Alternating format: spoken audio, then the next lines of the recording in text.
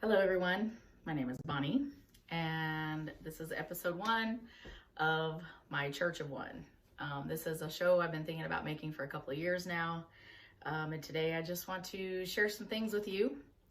I currently do not like the way my world is going, and I think we can all share that sentiment. We've had a pandemic, we've had almost fall of a government, we've had a lot of things that are going on in our lives, and I'm just here. I want to tell you everything's going to be okay, but there is some work that's going to have to be done. So I'm going to share with you today some things that have been happening in my life for about the past almost 3 years now. So I'm going to preface this by saying that in the Peruvian, Hindu, and Taoism religions, they are predicting that between the years of 2024 and 2027, they are predicting an end to us as human beings. So I don't want to fearmonger, I don't want to scare you, but I do want people like me, my lost tribe, I'm out there, I'm trying to find you, that this is not okay with you, and this does not sit well with you. So when I was talking about this with one of my very good friends, I said, this could go one of 3 ways. And this is what I feel in my heart, in my spirit. So first of all, it could be what they are saying, mass human extinction. We certainly have the nuclear capabilities to do that thanks to World War II. We have other countries who have started nuclear weapons, and that is a real possibility. I'm a child of the 1980s. I grew up in the height of the Cold War. It was basically every day you thought about, could somebody just push the button? We're all gone. So I grew up in that time of fear, and of course in 1989, the Berlin Wall fell down as fall of communism. But it was a very real thought to me when I was a child growing up. And so now I think we're at that point again, and I don't like it. And I know there's other people out there who don't either. The second way it could go is it could just be an extinction of everything that makes us human. So what separates us from the animal kingdom is our ability to reason, our ability to think intelligently, and our ability to speak and use tools.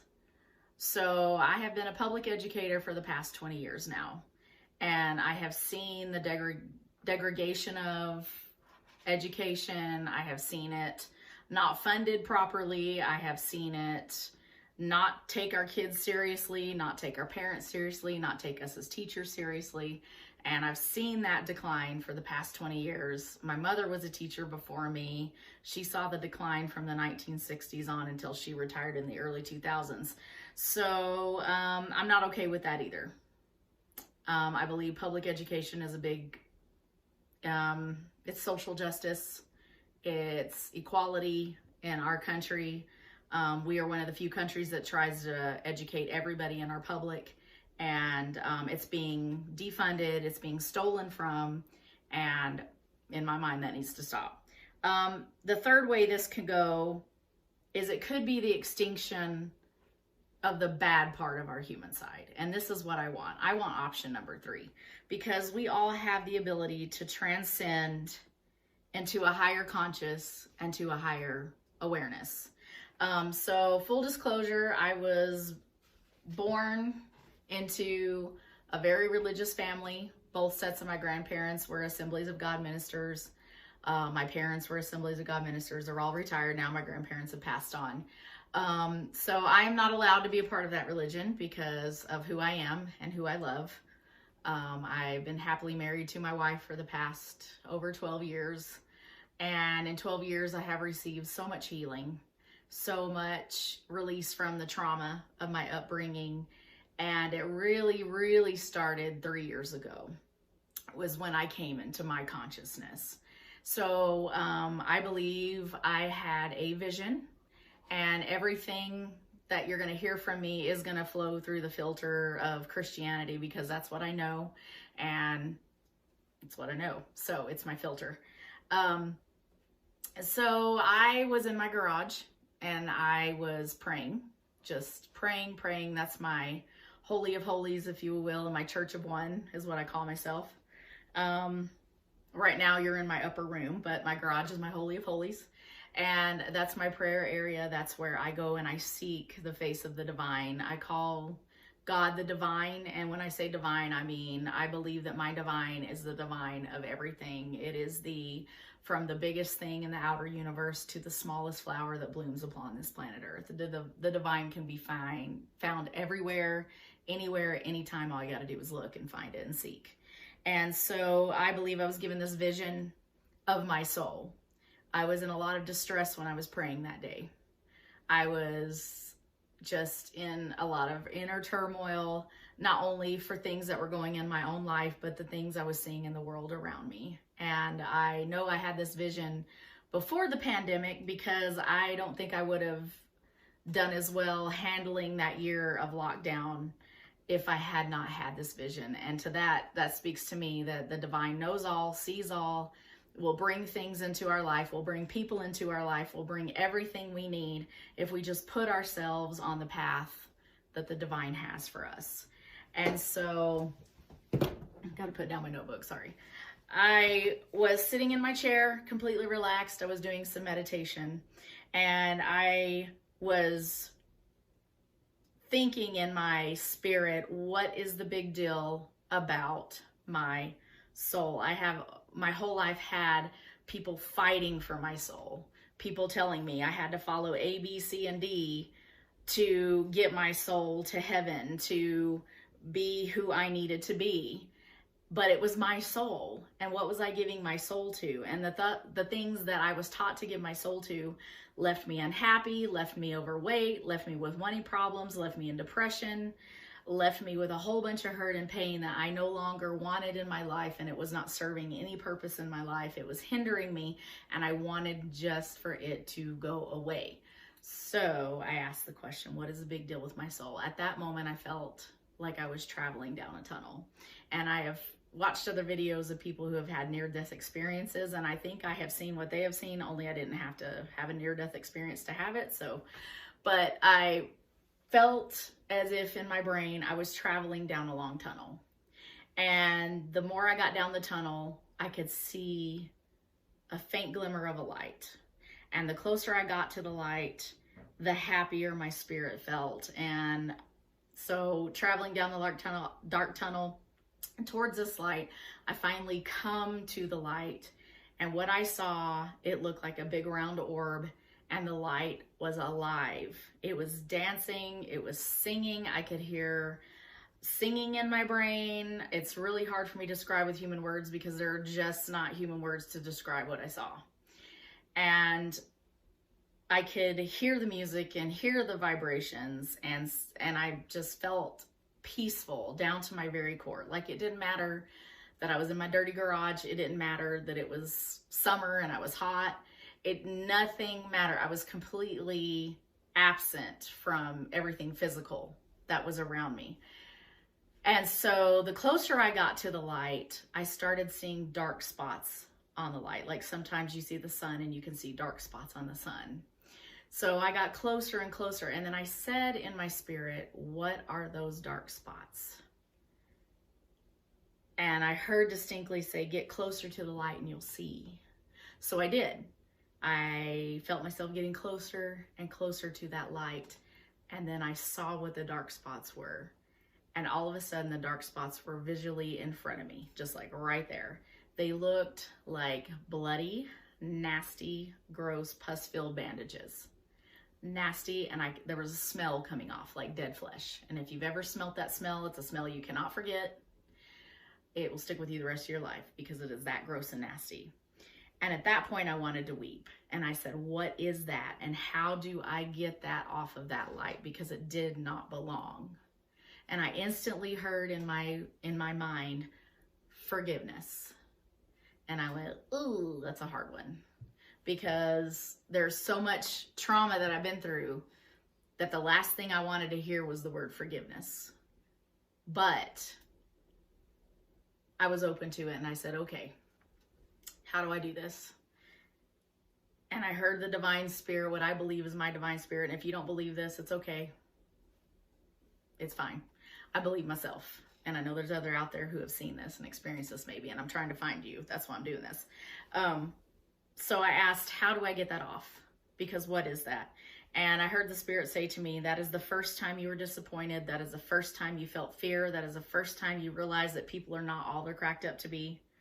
That is the first time you realized that because of who you really were, that you had to hide yourself for 20 years and you could not be who you were. That is the first time you had to compromise everything about you to try to fit into the religion you were raised in, just so you could have your family. And I want to take that off of you. And I said, okay, I forgive. And I just started thinking of any and everything that was standing in my way that needed forgiveness. And I was weeping. And then the vision ended and I came back to this physical realm, and I had to cry for a good 30 minutes.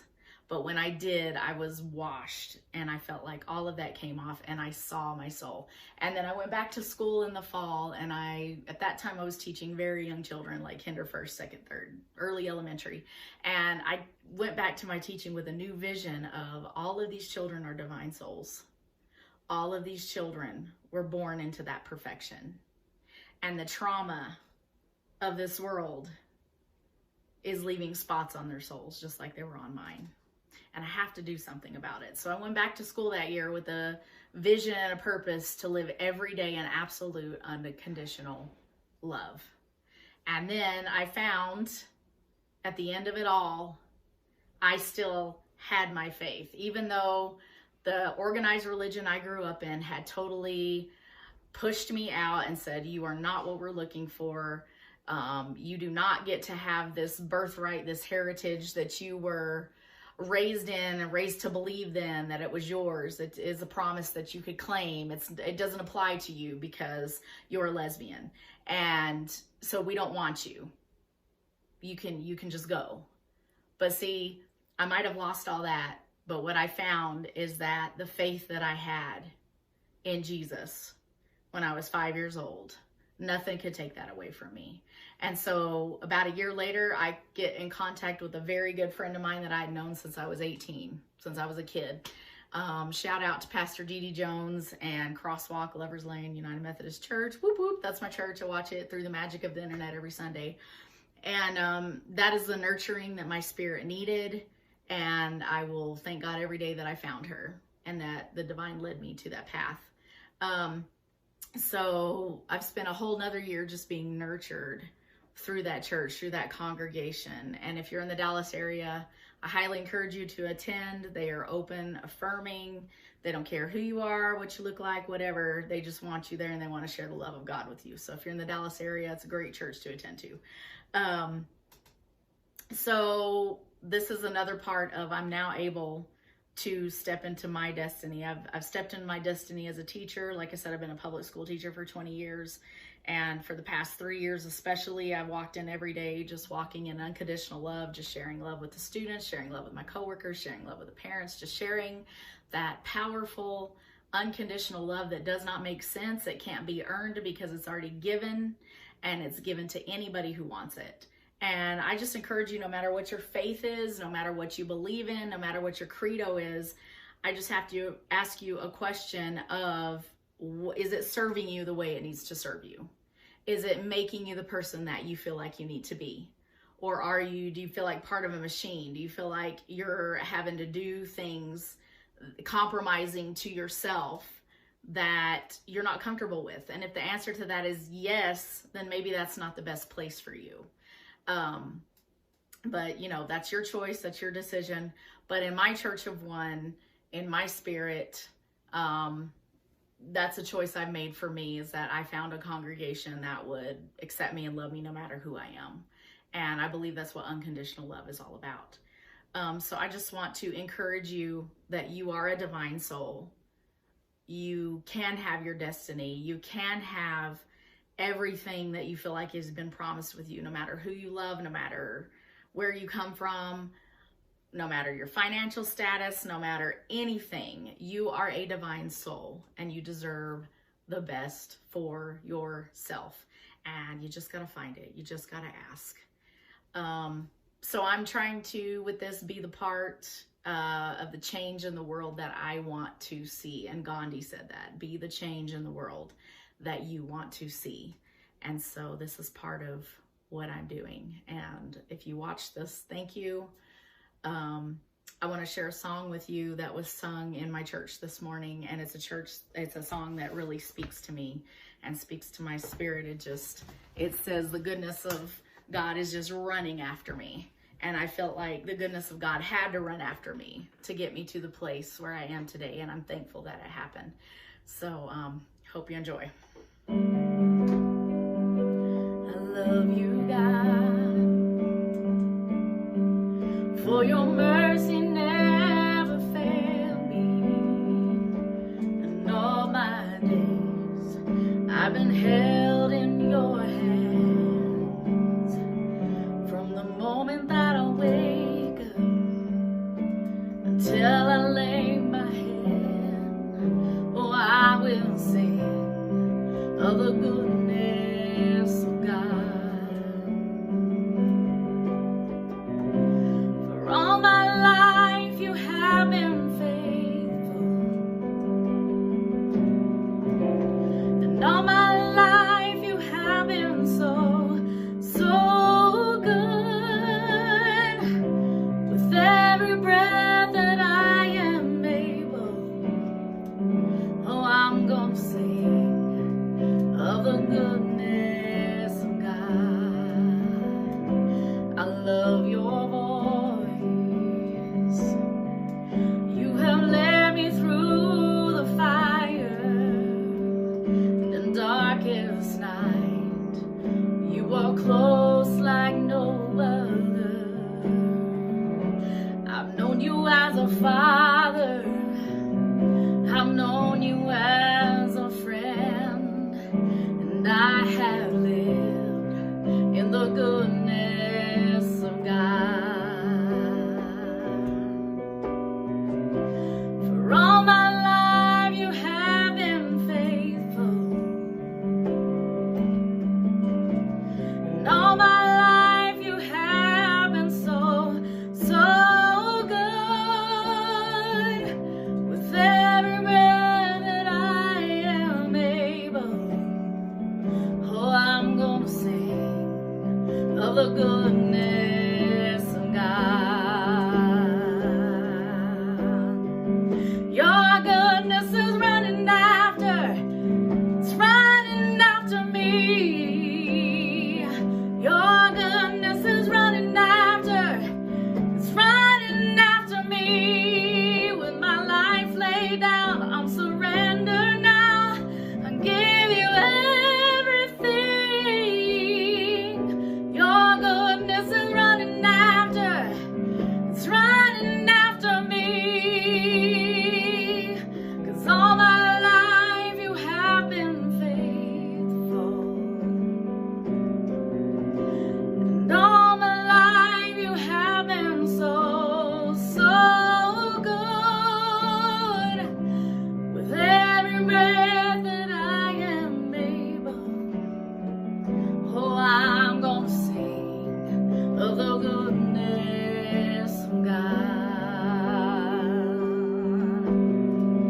Your goodness is running after, it's running after me. Your goodness is running after, it's running after me. With my life laid down, I'm surrendered